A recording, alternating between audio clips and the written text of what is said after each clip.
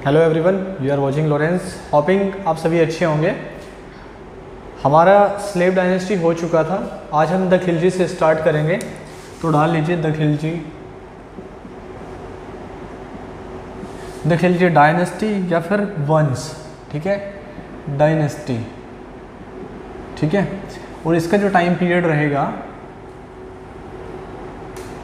1290 से स्टार्ट हो जाएगा और 1320 तक रहेगा, ठीक है। छोटा सा ही टाइम पीरियड होगा इसका, खिलजी वंश का, ठीक है।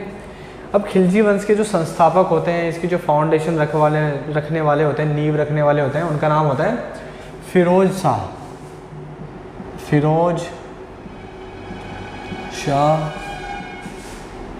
जलालुद्दीन खिलजी, ठीक है। ये इनका पूरा नाम है, फिरोज शाह जलालुद्दीन खिलजी। इनका टाइम पीरियड रहेगा, यहाँ लिख देता हूँ ऊपर, 1290 से लेकर के 96 AD तक, ठीक है। फाउंडेशन बना दी। कौन है फाउंडर यही कहलाएंगे, मतलब खिलजी डायनेस्टी के संस्थापक हैं, ठीक है। खिलजी डायनेस्टी के संस्थापक हैं ये। अच्छे लिबरल टाइप के व्यक्ति थे, उदारवादी, लिबरल,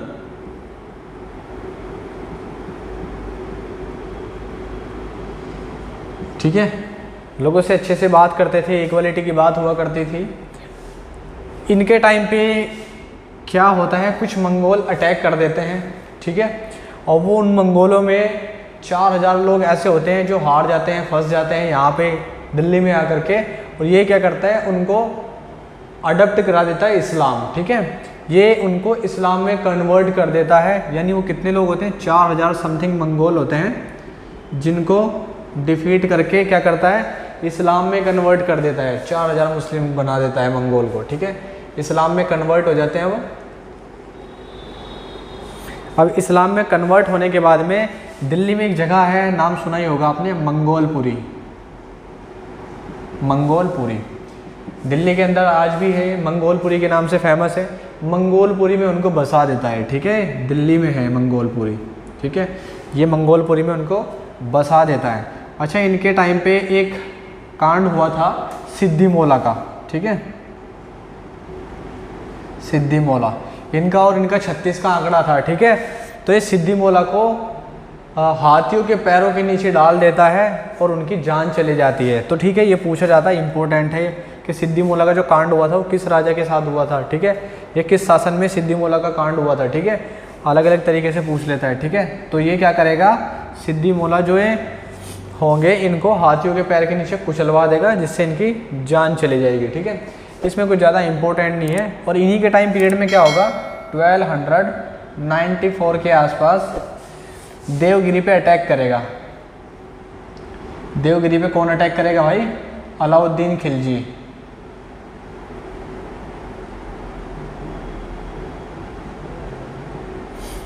अलाउद्दीन खिलजी साउथ में पहली बार अटैक कर रहा है। इससे पहले नहीं अटैक हुए होंगे, तुमने देखा होगा अभी। साउथ में पहली बार अटैक किया देवगिरी के ऊपर। वहाँ का एक राजा होता है रामचंद्र, ठीक है। वहाँ से माल वाल लूट करके लेके जाता है, उसके बारे में बात करेंगे, कहाँ आता है फिर। अभी इतना याद रखो, इसने जो देवगिरी पे अटैक किया था साउथ में, दक्षिण में, वो कब किया था, 1294 में किया था। जब किसका शासन नहीं है, शासन किसका चल रहा है अभी, जलालुद्दीन खिलजी का। तो इसके शासनकाल में ही इसने एक अटैक किया था, ठीक है। और फिरोज शाह क्या करता है, इसको कारा मानिकपुर, ठीक है, कारा मानिकपुर, जो इलाहाबाद के पास जगह होती है कारा मानिकपुर, वहाँ का गवर्नर बना देता है, ठीक है। कहाँ है ये, आज का प्रयागराज, ठीक है, प्रयागराज। आज की अगर बात करें तो प्रयागराज है। वहाँ का गवर्नर बना के रखता है किसको, अलाउद्दीन को। अलाउद्दीन कौन होता है भाई, यहाँ का गवर्नर होता है, ठीक है। ये याद रखेंगे, कौन बना देता है, ये गवर्नर बना देता है इसको यहाँ का। और ये क्या करता है, वहीं की गवर्नरशिप से यहाँ पे अटैक कर देता है और सारा माल यहाँ से लूट करके दिल्ली नहीं जाता है, वहीं पहुँच जाता है, ठीक है। इनकी कैपिटल क्या है, दिल्ली। तो दिल्ली में नहीं जाता है, जहाँ का गवर्नर होता है वहीं चला जाता है सारा माल लूट करके, ठीक है। इसको नोट कर लीजिए, फिर थोड़ा आगे लिखते हैं, ठीक है। मैं हटा देता हूँ इसको।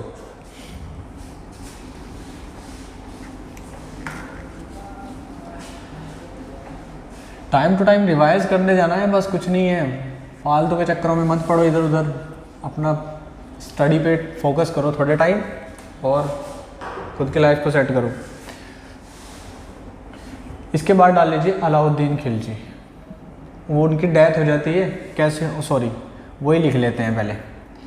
अब होता क्या है, जैसे ही जलालुद्दीन खिलजी को भी पता चलता है कि भाई उन्होंने अटैक किया था वहाँ पे, तो हमारी भी उसके अंदर पार्टनरशिप होनी चाहिए, तो हमारा भी शेयर मिलना चाहिए। तो क्या करता है ये जलालुद्दीन खिलजी जो होता है अपने भतीजे, अपने नेफ्यू, अपने दामाद से मिलने के लिए कहाँ जाता है, कारा मानिकपुर। और कारा मानिकपुर में ही अलाउद्दीन खिलजी इनको मार देता है। ठीक है, तो इनकी डेथ कहाँ हुई थी, कारा मानिकपुर में। तो कहाँ मारा था, किल्ड बाय, किसके द्वारा मारा जाएगा, किल्ड बाय अलाउद्दीन। ठीक है, अलाउद्दीन के द्वारा मारा जाता है, किल्ड बाय अलाउद्दीन। कहाँ, मानिकपुर में, मानिकपुर।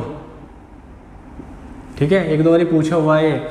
जो फिरोज खिलजी था, जो जलालुद्दीन खिलजी था, इसका चाचा, इसका अंकल, उसकी डेथ कहाँ हुई थी, मानिकपुर में, जो यूपी के अंदर मानिकपुर इलाहाबाद वाला एरिया है वहाँ पर। ठीक है, इनका चैप्टर क्लोज हो जाता है और टाइम पीरियड होता है जब इनकी डेथ होती है 96। ठीक है, और यहीं से ही अलाउद्दीन खिलजी का टाइम पीरियड स्टार्ट हो जाता है। यानी अलाउद्दीन डाल लीजिए।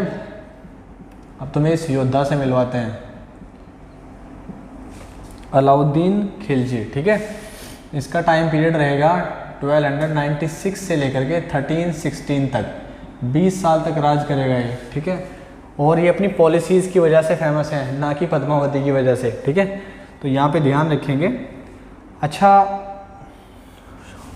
इसका बचपन का नाम होता है, यानी इसका चाइल्डहुड नेम होता है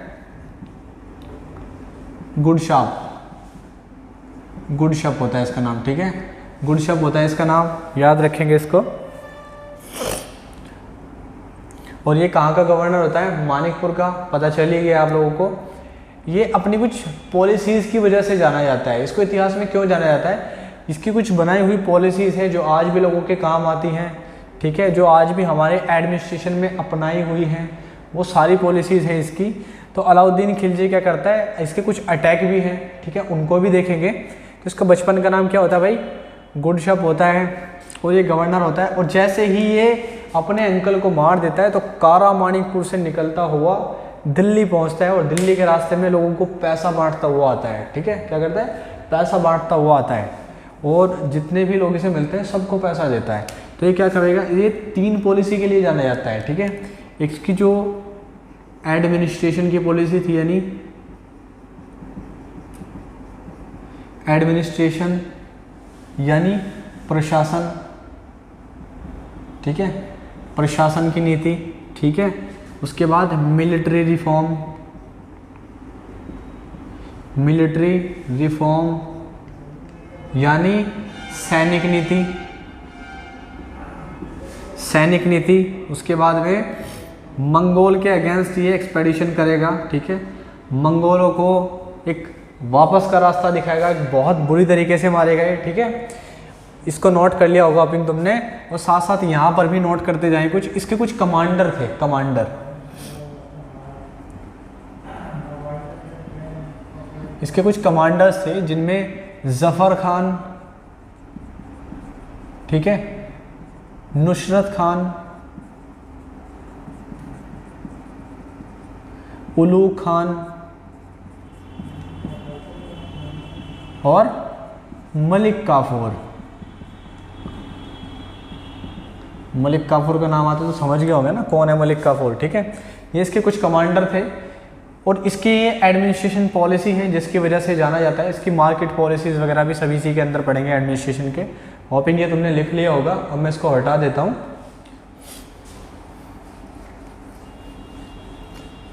सेनापति थे, कमांडर थे। ठीक है,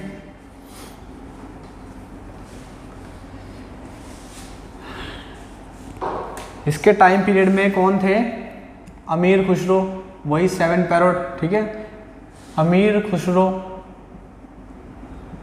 ठीक है, और अमीर खुसरो इसके दरबार में थे।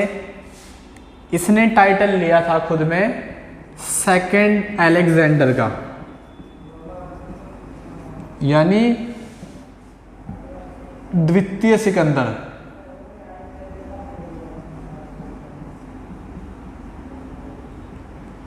सिकंदर की उपाधि लेने वाला कौन है भाई? सिकंदर की उपाधि लेने वाला कौन है और लड़का? सिकंदर की उपाधि लेने वाला अलाउद्दीन खिलजी ने सबसे पहले सिकंदर की उपाधि ली थी, ठीक है, सिकंदर सहानी। सिकंदर साहनी, ठीक है, ये उपाधि लेता है। और इसका एक ड्रीम होता है जो अमीर खुसरो से बताता है कि मैं एक नया रिलीजन, एक नया धर्म बनाना चाहता हूँ, और उसको बताता है कि मैं पूरे हिंदुस्तान पे कंट्रोल करना चाहता हूँ, ठीक है।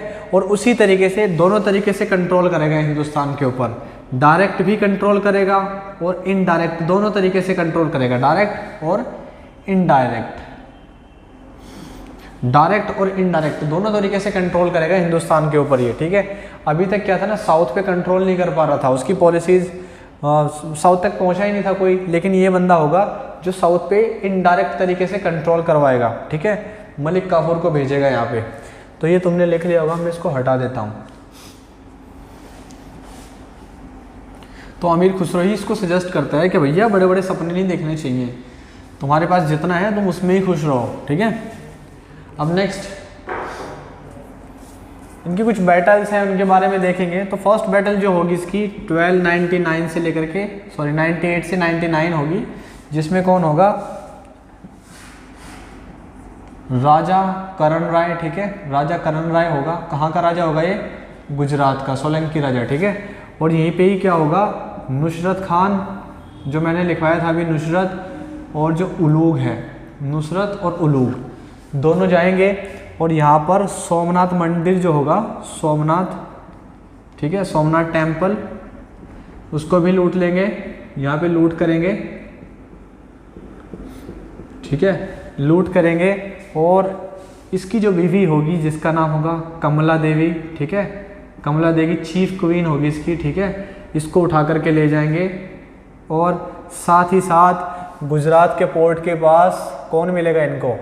मलिक काफूर, ठीक है, मलिक काफूर को वहाँ से कैप्चर करेंगे, मलिक काफूर को। और मलिक काफूर को कैप्चर करने के बाद में राजा को दोनों गिफ्ट मिल जाएंगे, ठीक है। मलिक काफूर के बारे में तो सुना ही होगा, एक बहुत अच्छी फिजिकल ब्यूटी थी इसकी, यूनक था ये, ठीक है।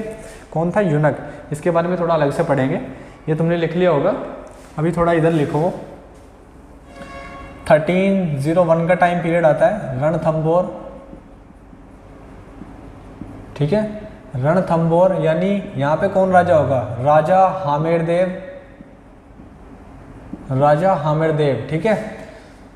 और ये राजा हामिरदेव जो होगा, इसके यहाँ पे मैंने बताया था ना तुम्हें, इन्होंने मंगोलों को बसाया था। एक मंगोल विद्रोह कर देगा अलाउद्दीन खिलजी की मिलिट्री में, और वहाँ से भग जाएगा वो कहाँ? रणथंबोर, राजस्थान के किले में। अब अलाउद्दीन खिलजी उसको पकड़ने के लिए अपने बंदे भेजेगा, जो कौन होंगे? एक तो नुसरत होगा और दूसरा उलूग खान होगा, वही दोनों, इनको भेजेगा।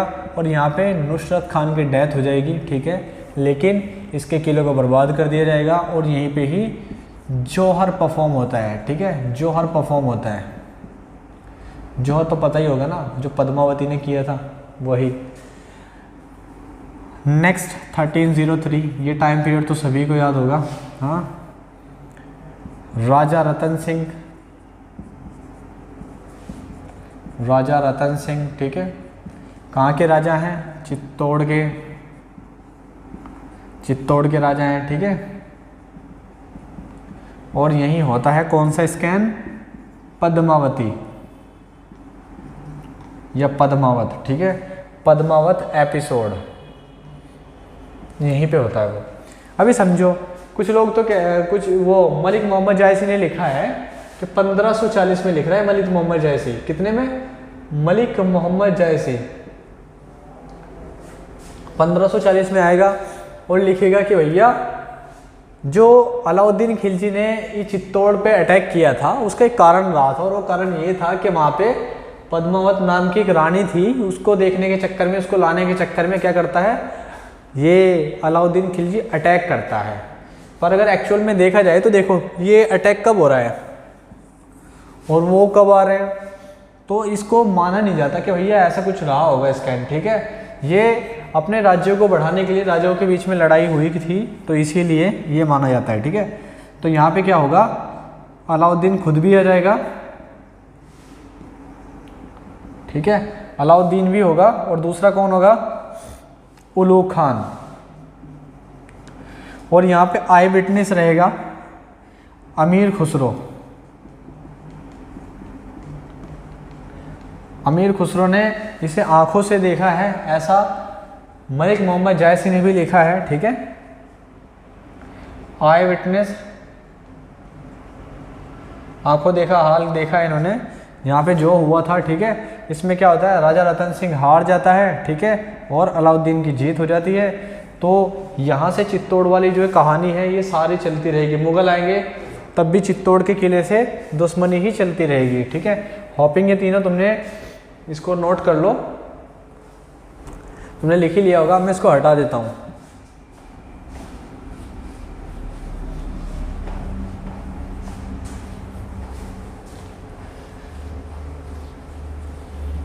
अभी हम टाइम पीरियड पढ़ रहे हैं, अलाउद्दीन खिलजी का, उसी में चल रहा है सब कुछ।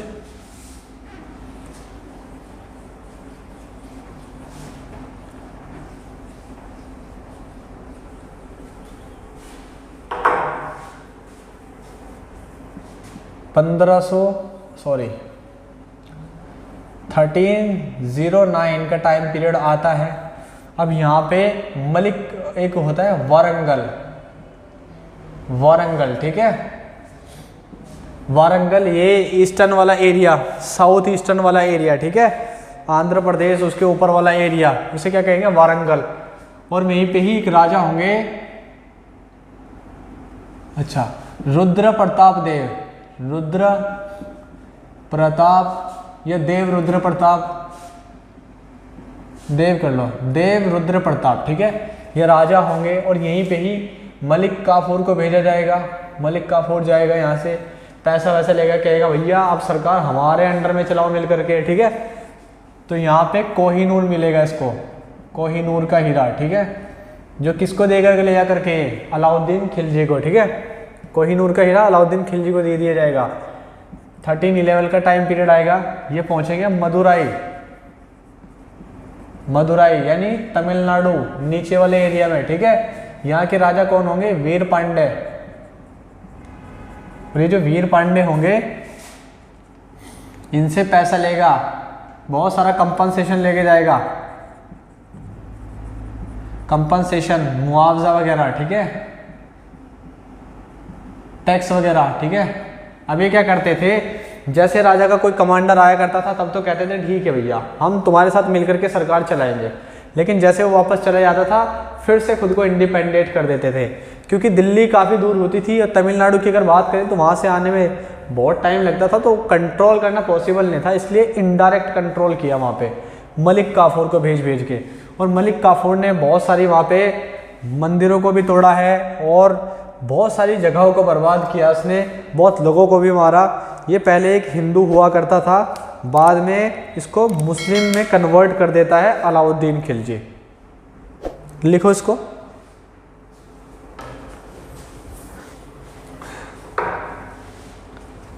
लिख लिया होगा ना, हटा देते हैं। चलो अब इसकी एडमिनिस्ट्रेशन पॉलिसी पे आते हैं।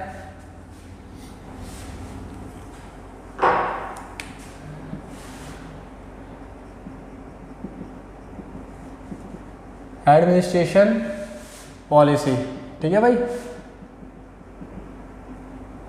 एडमिनिस्ट्रेशन पॉलिसी या एडमिनिस्ट्रेशन रिफॉर्म। तो इसने 4 तरीके से अपने एडमिनिस्ट्रेशन को चलाया था। उसके लिए 4 ऑर्डिनेंस बनाए थे, 4 कानून बनाए थे, लॉ बनाए थे। ठीक है, तो फर्स्ट ऑर्डिनेंस की अगर बात करें कि फर्स्ट ऑर्डिनेंस में क्या था, कानून, लॉ, कुछ भी कह दो उसको। ठीक है, तो फर्स्ट ऑर्डिनेंस बनाया इसमें, जिसने इसने कहा कि भाई धर्म के बंदोबस्त के लिए जगह या जमीन दी जाएगी। ठीक है, धर्म का बंदोबस्त किया इसने,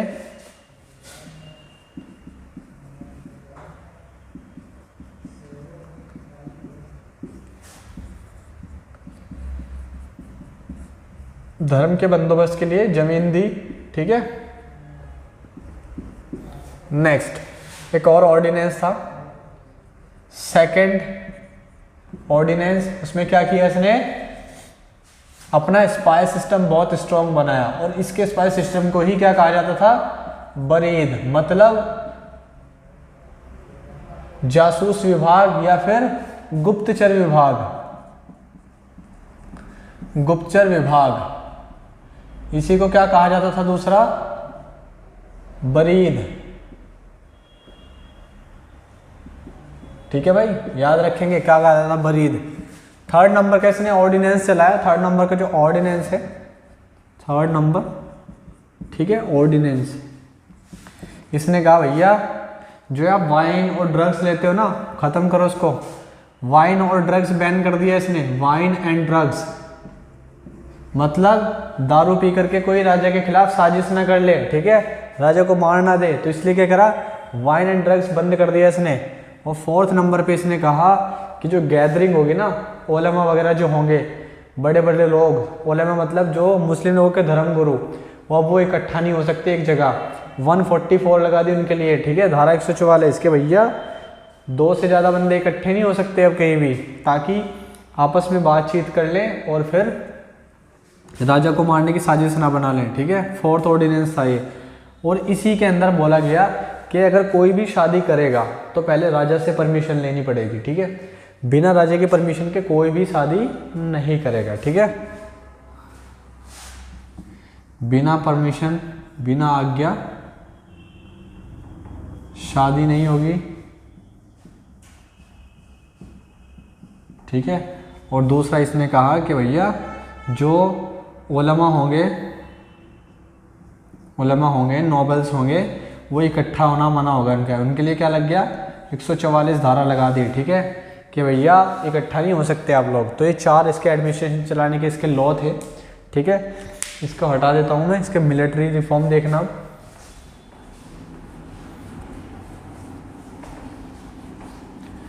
बहुत अच्छे तरीके से चलाया था इसने सारे सिस्टम को, ठीक है।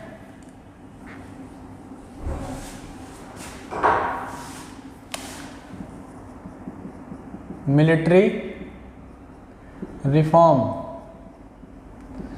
यानी सैनिक प्रणाली या सैनिक नीति, ठीक है, सैनिक प्रणाली या सैनिक नीति, ठीक है, ये बोलेंगे हम लोग। इसमें क्या किया इसने, सॉरी, पहले क्या हुआ करता था, पहले हुआ करता था इक्ता सिस्टम, इक्ता सिस्टम। अब ये क्या करेगा, इक्ता सिस्टम को ख़त्म कर देगा कि भैया इक्ता कुछ नहीं रहेगा, एक मिलिट्री बनाएगा इतनी अपनी, और 4.74 लाख की होगी, ठीक है, लैक्स, लाखों की मिलिट्री बनाएगा, 5 लाख समथिंग की एक आर्मी खड़ी करेगा ये, ठीक है। इससे बड़ी आर्मी कोई नहीं बनाएगा, मुगल भी नहीं बनाएंगे आकर के, ठीक है। और उसके लिए कुछ चीज़ें चलाएगा जैसे दाग, ठीक है, दाग चला देगा ये। ब्रांडिंग हॉर्स मतलब घोड़े के ऊपर दाग लगा देते हैं ना कि भैया ये किसकी, अगर दाग लगा है, निशान लगा है, तो मतलब वो अलाउद्दीन खिलजी की मिलिट्री का ही घोड़ा होगा, ठीक है, ये याद रखेंगे। ये नहीं, ब्रांडिंग कर देगा ये, ब्रांड बना देगा, ब्रांड, ठीक है। दूसरा चेहरा, डिस्क्रिप्टिव, डिस्क्रिप्टिव मतलब उसका हुलिया कैसा होगा, ठीक है, जो बंदा भर्ती होगा आर्मी में उसका हुलिया कैसा है, नाक नक्शा कैसा है, इन सारी चीज़ों के लिए इसने क्या है, अलग अलग ऑफिसर्स को अपॉइंट कर दिया था कि, और तब जाके ये आर्मी खड़ी की थी इसने, ठीक है, याद रखेंगे। इक्ता सिस्टम को इसने ख़त्म कर दिया था और अपनी एक स्टैंडिंग आर्मी बनाई थी 4.7 लाख की, ठीक है, याद रखेंगे। इसको हटा देता हूँ, यही था इसकी आर्मी में बस। आज भी तो वही चलता है, आधार कार्ड दिखाओ, डॉक्यूमेंट्स दिखाओ, तो वही सिस्टम था। इसका रंग कैसा है, कोई निशान तो नहीं है बॉडी पे, कहाँ रहता है आसपास, किस कबीले का है, वो सारी चीज़ें होती थी, ठीक है। और अब मंगोल की नीति आएगी, मंगोल का रिफॉर्म होगा अब, ठीक है, मतलब मंगोल के अगेंस्ट अब नीतियाँ बनेगी। 1296 से 97 तक, फिर 1298, ठीक है, फिर उसके बाद में 99 में भी होता है, फिर लास्ट में जाकर के 303 पे आके बात रुक जाती है, ठीक है। और यहीं पे ही कौन होगा अब, ज़फ़र खान। ये इसके टाइम पीरियड होते हैं जिसमें ये भिड़ता है किससे, मंगोल से। और ये लास्ट वाला होता है, इसी के अंदर जफ़र खान होता है, ठीक है, जफ़र खान। और मंगोल की तरफ से फाइट करने वाला होता है उतलुग खान, ठीक है, उतलुग खान। मंगोल का बहुत आतंक फैला हुआ था, कहाँ? मंगोल का बहुत आतंक फैला हुआ था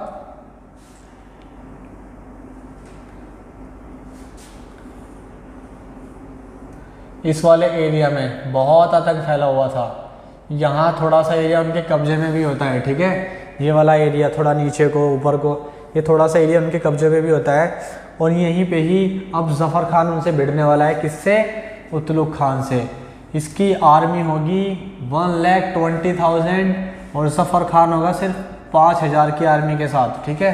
अब इससे भिड़ जाएगा और मंगोल को उसी तरीके से मारेगा जिस तरीके से मंगोल दूसरे लोगों को मारा करते थे, मतलब बीच में से काट दिया करते थे, बीवी बच्चे एक साथ चला करते थे सारे, ये सबको मार देगा, ठीक है। तो जब अलाउद्दीन खिलजी देखेगा कि भैया ये तो बड़ा डेंजरस पर्सन है भाई, 5,000 की टीम लेके इससे बढ़ गया और उनको भी पीछे हटा दिया, तो मतलब ये आने वाले टाइम में हम लोगों के लिए खतरा बन सकता है। तो अलाउद्दीन खिलजी इसको ढील छोड़ देता है और लास्ट में जफ़र खान की भी डेथ हो जाती है, ठीक है। और 3-3 का टाइम है, मैंने आप लोगों को बताया था अलाउद्दीन खिलजी कहाँ होता है, राजा रतन सिंह वाला यानी चित्तौड़ में होता है। और पीछे से मंगोल जो होते हैं दिल्ली को कैप्चर करने की कोशिश करता है और अलाउद्दीन खिलजी यहाँ से सडनली भगता है और जाके मंगोल से पहले दिल्ली को कैप्चर कर लेता है। और मंगोल को कि वो कभी वापस लौट कर ना आए तो यहाँ पे किलाबंदी कर देता है, ठीक है, किलाबंदी कर देता है इस जगह पे, स्ट्रॉन्ग बना देता है इस जगह को, जिससे मंगोल वापस ना आ सके, ठीक है। तो ये नीति किसने अपनाई थी? ये नीति अपनाने वाला था अलाउद्दीन खिलजी, ठीक है। तो ये हो गया इसका, ये इम्पोर्टेंट है कि अलाउद्दीन खिलजी ने किस तरीके से वही इसके साथ डील किया था। ये उतलुग खान था इधर और इधर से जफ़र खान था, ठीक है, मंगोल की नीति थी ये। इसकी कुछ मार्केट रिफॉर्म भी थे, मार्केट रिफॉर्म, मार्केट के अंदर भी इसने बहुत सारी चीज़ों को चलाया था, बहुत सारी चीज़ों को, बहुत सारी नीतियों को इसने बदला था। एक्सक्यूज मी,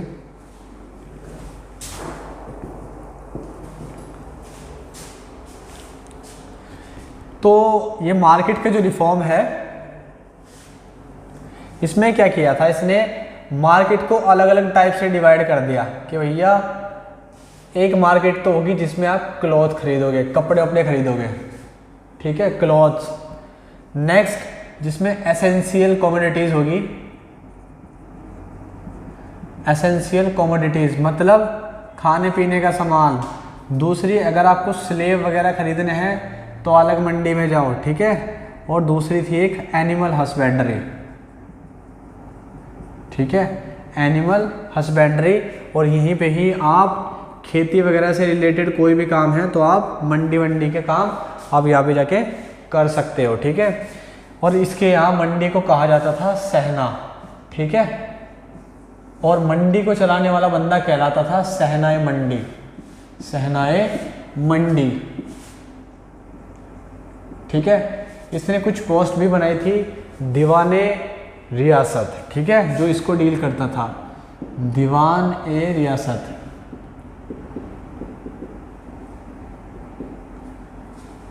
ठीक है, ये याद रखेंगे। और इसने इस ओपन मार्केट को ही, ये खुली हुई मार्केट जो थी, इस पूरी मार्केट को एक नाम दिया था जिसको कहा जाता है ओपन मार्केट या फिर शहर-ए अदल, ठीक है, शहर-ए अदल, ठीक है, याद रखेंगे। यानी ये क्या थी? ओपन मार्केट, ओपन मार्केट, क्योंकि इसकी मिलिट्री के लिए आर्मी अलग थी, ये इसकी मार्केट थी। इसने मार्केट के फिक्स प्राइस कर दिए थे कि भैया मेरी मार्केट के अंदर ना दाल का अगर प्राइस 5 रुपये है तो 5 रुपये ही बेचना पड़ेगा। अगर आप 5 रुपये बेचने में घाटे में हो तो आप एक काम कीजिए, जितने का आपको घाटा हो रहा है उतने पैसे आकर के मुझसे ले लीजिए, लेकिन मार्केट का प्राइस खराब नहीं होना चाहिए, ठीक है। तो ये फिक्स प्राइस कर देता है। कौन भाई? अलाउद्दीन खिलजी अपनी मार्केट का प्राइस कैसा कर देता है? फिक्स प्राइस कर देता है, एकदम फिक्स कर देता है कि अगर कोई मंडी में सामान ला करके बेच रहा है, मान लीजिए एक किसान है कोई और उसने मंडी के अंदर आके बेचा सामान कितने का, 7 रुपये का बेचना है किसान को, यानी प्रॉफिट कमा करके वो सारी चीज़ें कितने रुपए में पड़ रही हैं उसको, 7 रुपये में। अलाउद्दीन खिलजी ने मार्केट का प्राइस कर रखा है 5 रुपये, ठीक है। अब ये जो 5 रुपये वाला सामान है, कोई बंदा आकर के इसको खरीदेगा तो क्या होगा, 2 रुपये का लॉस हो जाएगा। तो यहाँ पे क्या होगा, ये जो 2 रुपये का लॉस होगा ना, ये कौन देगा, अलाउद्दीन खिलजी देगा, ठीक है। तुम समझ गए होंगे इसको। अब मैं इसको हटा देता हूँ।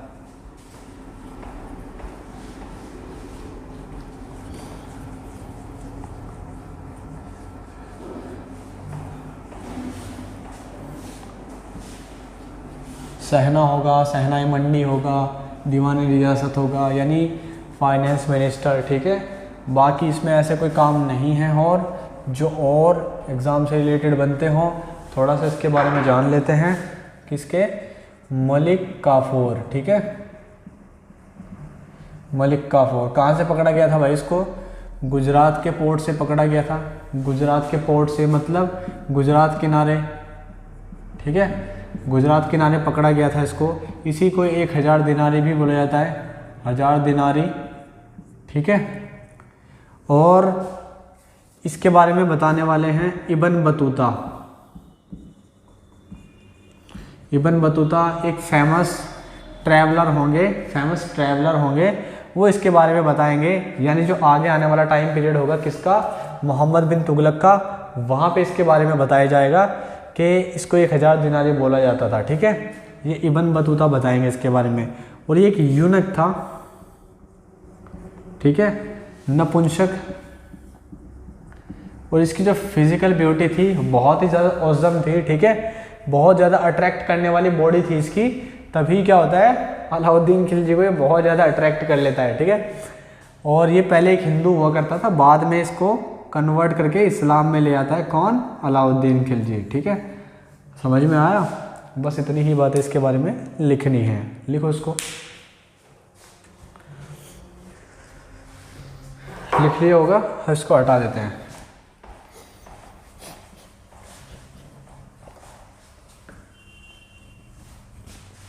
ठीक है, कुछ चीज़ें और थी, जैसे इसने एक पोस्ट बनाई थी, दीवान ए मुख्तराज, ठीक है। ये कौन होता था, ये होता था रेवेन्यू डिपार्टमेंट का कलेक्टर, यानी इसको टैक्स कलेक्टर भी कह सकते हो आप, या फिर इसी को आप वित्त मंत्री भी कह सकते हो, ठीक है। वित्त मंत्री, फाइनेंस मिनिस्टर या फिर रेवेन्यू मिनिस्टर, ठीक है, इसको कह सकते हो आप। और इसने क्या किया था, अपनी मार्केट के अंदर अपने जासूसों को छोड़ दिया था कि अगर कोई कम वजन तोड़ता है किसी सामान का तो उसको पकड़ लो और उसके उतना ही मांस काट दो जितना उसने कम तोला है, ठीक है। फिक्स प्राइस कर दिए थे मार्केट के। टैक्स कौन कौन से लेता था, घरी मतलब घर का भी टैक्स लेता था, चरी मतलब घास का भी टैक्स लेता था, ठीक है। और एग्रीकल्चर के लिए एक जगह हुआ करती थी जिसको खालिसा कहते थे, खालिसा राजा की जगह हुआ करती थी और ये लोगों को दी जाती थी बोने के लिए। और इस पर टैक्स लगता था 1/2 टैक्स, यानी 50% टैक्स लिया करता था इस पर अलाउद्दीन खिलजी। ज़मीन किसकी है, राजा की है, राजा ने दूसरों को दी है बोने के लिए। और उस पर जो भी कल्टीवेशन होगी, जो भी खेती होगी, 50% कौन लेगा, राजा लेगा उसका, ठीक है। और एक होता था खुम्स, मतलब लूट का माल, ठीक है। लूट का जो माल होता था उसको क्या कहा जाता था, खुम्स। यानी इसके अंदर राजा का एक हिस्सा होगा, 6 हिस्से कर दो सामान के, एक हिस्सा किसका हो जाएगा, राजा का, ठीक है। बाकी सब लोग आपस में बांट लेना, ठीक है। इसी को कहा जाता है शेयर ऑफ बूटी, शेयर ऑफ बूटी, लूट का माल, ठीक है, शेयर ऑफ बूटी, लिख लो इसको भी। और इसने क्या किया था, एक चीज़ और लिख लेना इसमें, इसने किया था भाई जमाखोरी, जमाखोरी बंद कर दी थी इसने कि जमाखोरी नहीं करेगा कोई। मान लीजिए 100 बीघा के कोई लैंड लॉर्ड है और अगर वो मार्केट में आके अपना माल बेचेंगे ही नहीं, गेहूं अनाज बेचेंगे ही नहीं, तो फिर लोग दूसरे लोगों तक कैसे पहुंचेगा जो खेती करते ही नहीं है। तो इसने कहा भाई जमाखोरी कोई नहीं करेगा, सब उसको आके मार्केट में बेचेंगे, प्राइस देंगे, हम खरीदेंगे, ठीक है। तो ये सिस्टम आज भी तो था, अब तो सरकार ने ख़त्म कर दिया। और इसी के लिए क्या चल रहा है, अभी प्रोटेस्ट हो रहा है। इसने क्या कहा था, जमाखोरी कोई नहीं करेगा। अब सरकार क्या कह रही है, जमाखोरी कर सकते हो, मतलब तुम जमाखोरी भी कर सकते हो, मतलब तुम अपने पास रख सकते हो, जब तुम्हारा मन करे तब तुम उसे बेच सकते हो, जिसको मर्जी बेच सकते हो। इसने क्या कहा था, जमाखोरी नहीं कर सकते। क्यों, दूसरे लोगों तक कैसे माल पहुंचेगा। सोच करके देखिए दोस्तों, आज अगर कोई प्राइवेट वाला बंदा उस माल को खरीद लेता है, ठीक है, और फर्दर टाइम में लॉकडाउन जैसी जैसी सिचुएशन आ गई थी हिंदुस्तान के अंदर, और उस टाइम में अगर वो 2000 रुपये किलो भी बेचना चाहे ना तो भी लोग उसको खरीदना पड़ेगा, ठीक है। तो इसलिए क्या होता है, जमाखोरी करना या फिर प्राइवेट वाले पर्सन को बेचना, ये बहुत ही गलत तरीका हो जाता है। एक ये समझ लीजिए, प्राइवेटाइजेशन का जो मतलब होता है वो अलग अलग तरीके से होता है, ये कोई बकवासबाजी प्राइवेटाइजेशन नहीं होती है, ठीक है। होपिंग तुमने लिख लिया होगा, इसको हटा देता हूँ मैं।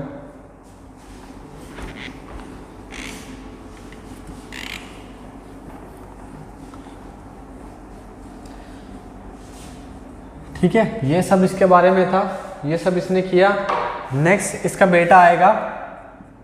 होता क्या है दोस्तों, मलिक काफूर को इसके कमरे से निकलते देखा जाता है और बोला जाता है कि मलिक काफूर ने ही इसकी डेथ की थी, मलिक काफूर ने इसको मारा था। तो 1316 के अंदर क्या होता है, 1316 AD के अंदर इसकी डेथ हो जाती है, ठीक है, डेड हो जाता है, ये डाइड।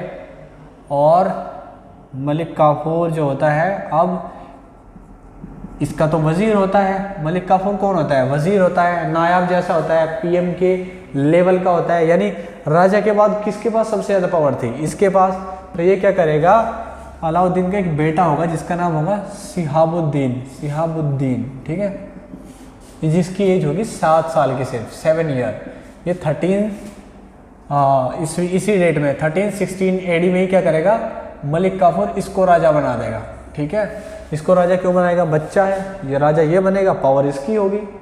उधर दूसरी तरफ 1316 में ही इसी साम्राज्य के अंदर इसका दूसरा बेटा भी होता है, मुबारक शाह, ठीक है, मुबारक शाह, सॉरी मुबारक खिलजी लिखो इसको, मुबारक खिलजी, ठीक है।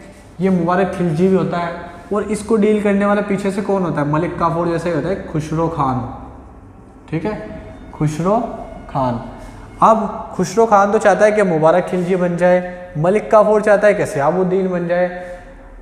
मुबारक खिलजी जो होता है बहुत ही नालायक किस्म का व्यक्ति होता है, ये जैसा इसके बाप ने इसको साम्राज्य बना करके दिया था वैसा नहीं होता है, ये इसको बड़ा प्यार करता है, ठीक है, किस विस कर लेता है इसको भरी सभा में ही, और नंगा दौड़ने लगता है, औरतों के कपड़े पहन लेता है, ऐसी ऐसी हरकतें किया करता था ये, ठीक है। ये जो खुसरो खान होता है at the end Malik Kafur को मार देता है, और ये जो बच्चा होता है इसको गायब करा देता है 1316 में ही, ठीक है। थोड़े से टाइम के लिए किसका टाइम पीरियड चलता है, इसका टाइम पीरियड चलता है, और इसका टाइम पीरियड के बाद में ये खुसरो खान जो होगा इसको भी मार देगा। खुसरो खान किसको मार देगा, मुबारक खिलजी को भी मार देगा, और यहाँ पे कंट्रोल करेगा अब कौन, खुसरो खान, ठीक है, खुसरो खान। कौन से टाइम पीरियड में, 20 वाले में। इसका टाइम पीरियड रहेगा 16 से 20 AD तक का, ठीक है। और इस टाइम पीरियड में क्या होगा, गयासुद्दीन यानी GST आएगा। GST क्या होगा, GST उस टाइम पर गवर्नर होगा, कौन सी जगह का, दौलताबाद देवगिरी वाली साइड का, ठीक है। और वहाँ से आएगा वो, जैसे देखेगा कि नालायक लोग बसे हैं ऊपर, तो वो आके इसके ऊपर अटैक करेगा और इसका भी चैप्टर क्लोज कर देगा। कौन, GST मतलब गयासुद्दीन तुगलक, ठीक है, वो इसको मार देगा, और फिर एक नई डायनेस्टी बनेगी हिंदुस्तान के अंदर, जिसको क्या कहा जाएगा, तुगलक डायनेस्टी। तो अपनी नेक्स्ट क्लास में हम तुगलक डायनेस्टी के बारे में पढ़ेंगे, ठीक है। अगर वीडियो पसंद लगता है तो अपने दोस्तों को शेयर कर दीजिएगा, ताकि मुझे भी थोड़ा सपोर्ट मिले आप लोगों का। वीडियो को लाइक कीजिएगा। चलिए मिलते हैं नेक्स्ट वीडियो में। Thank you so much, bye bye.